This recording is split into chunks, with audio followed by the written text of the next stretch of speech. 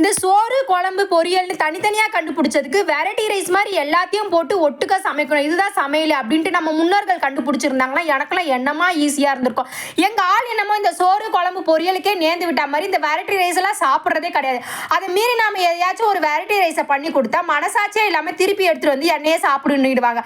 அவங்களுக்கு பயந்துட்டே இந்த மாதிரி எதையாச்சும் ஒரு குழம்பை வச்சு கொடுக்கறதா இருக்குது. ஆனா லாஸ்ட் டைமா நான் வச்சிருந்த இந்த மாங்காய், கத்திரிக்காய், முருங்கைக்காய் சாம்பார் அருமையின் உச்சமா இருந்ததுனால இன்னைக்கும் அதையே பண்ணிடுவோம் அப்படின்னு சொல்லி பிளான் பண்ணி சூப்பரா பண்ணிட்டு கிடந்தேன்.